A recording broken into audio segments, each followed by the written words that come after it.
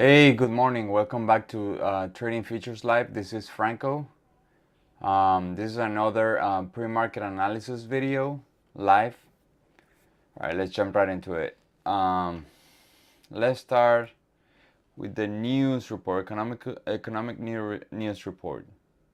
We had Euro CPI. I know we don't trade the euro, but it's a significant impact in our markets. It came a bit higher than expected. And also their GDP came positive. Very impressive for them.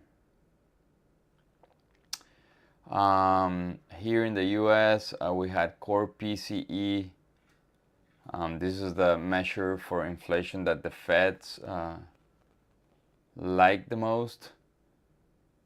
It came higher than expected. We were expecting 0.5%. It came 0.6%. Core PCE 4.8%. The expectations were 4.7%.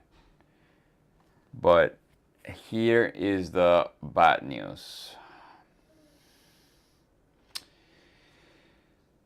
PCE price index 1%, expecting 0.9%. This is a 12% annualized of increase in prices of produced price consumer expectation. This is what does this stand for?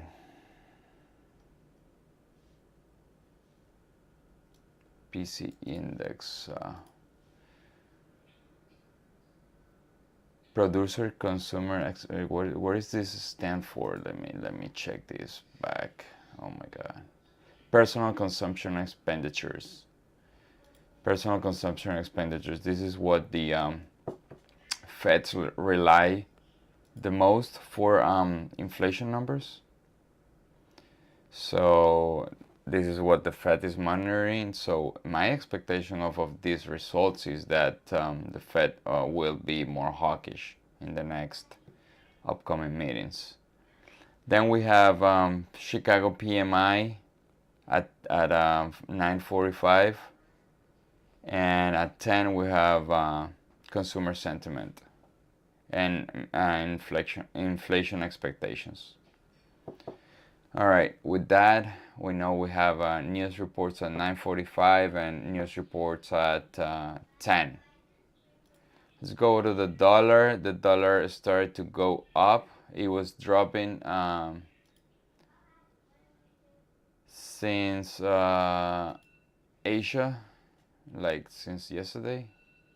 Then the entire Asia session dropped. Now at the open of London went up, it retraced a little bit. Now it's just trending back up, right? It's important to notice this zone that I have here, but my expectations is that it might do this, and probably we get this movement today. So the market may drop up to this point, and then here, if it's early enough, then we have a further drop. But if we don't have time, this might happen. This latest move might happen later next week, right? Yeah, because this area is a very, very important area. I'm gonna put it here. Okay. Also, another scenario, if the dollar continues to goes up, then we will have a further drop, and we'll see what the dollar does in this area. All right, so dollar bullish today. It looks like more bearishness in the market. We have let's go check on the yen.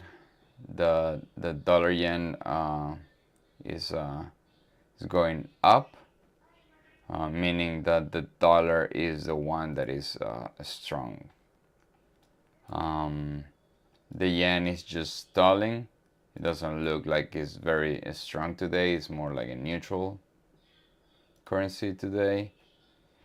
And if we go see the bonds, let's go what the bonds are dropping. So the dollar is going up by itself. Bonds are dropping. Bond yield on the 10-year is up a little bit. I would say more like neutral, right? 1%, just 1%. I would like to take a look at the euro because this is the inverse chart of the dollar. If we see the euro, these are my two likely scenarios: double bottoming here and coming back up, or just going through this demand. I don't expect the euro to go back up from this area. There's a lot of trading here. It's a very crowded area right now. For me, the euro to go up, it has to come back down to these areas of demand and either go up or just violate the demand. If this happens, the euro, because of the inverse charts of the dollar, the euro correlates a little bit with the NQ around like 60 to 70%. Then we have the VIX. Let's go take a look at the VIX. Still in the demand area. Very sharp move down yesterday, and today is just neutral. Now remember, this is an area where I do expect the VIX to come back up. I will be very surprised if we just violate this. That means that the market will continue to go up, probably to, in the case of NQ, 13,500. All right, let's go take a look at the crude oil. This is the commodity workspace. I have crude oil. Crude oil is up 3% today. Metals are flat. That means the dollar has not impacted these commodities, nor crude oil. Right? This means two things.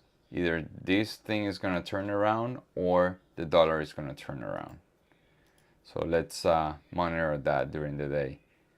Lumber dropping. There's nothing else for us here. All right, let's take a look at the futures market. This is what the ES chart looked like. We gapped up because of the Amazon and Apple earnings. And with the since the London Open, we just are dropping. The dollar is going up. The market is just retracing a little bit.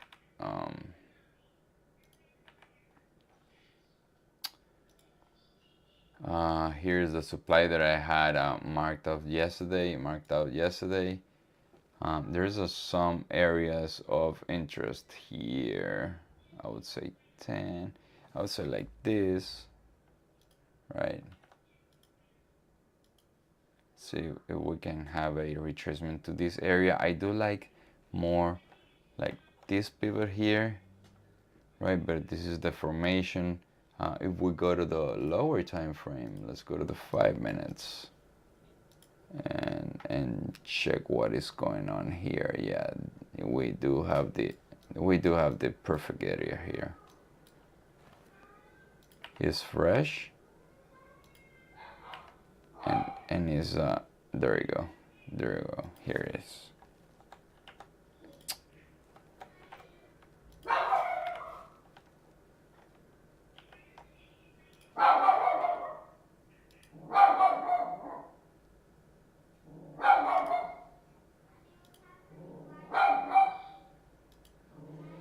There you go. So this is my demand for the yes. Please understand this is very far. It's like 1% or something. So we'll see if we can get there. For the NQ, is in supply.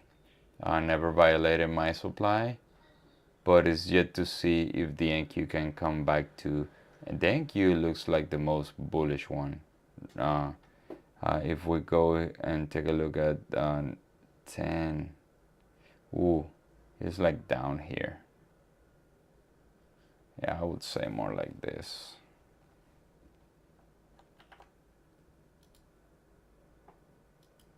There we go. I do like this one, but not my favorite. Let's say here, I think this is the same area, the same picture in the ES. Not my favorite because of the location. This one has this pivot, another very important area here at 10 a.m. and then here at 10 a.m. again the next day. So these are my two areas today. Remember, I do trade NQ mostly, and I wait for the internals to give me some sort of signal for the trend. I'm neutral bearish today. Also, I want to comment about two companies that reported in the morning, Chevron and ExxonMobil. Both are in the S&P index. They're going up pre-market, and Procter & Gamble, which is a consumer, this is not a consumer staple. I don't remember right now the category of the company, but it represents a lot of consumption. Is dropping on forward guidance. So these are very important companies that reported earnings today, and one is dropping, and the crude oil related, the oil related are going up. That's why crude oil probably is going up too, or vice versa. So for today we have a neutral bearish day for me. Let's see if we can have a retracement with the internals and short this market. Okay, for me to take these markets long, I will have to have some sort of trend change in the dollar and the internals to give me the uptrend. All right, so with that I will wrap up this video, and I see you guys in 10 minutes. Thank you.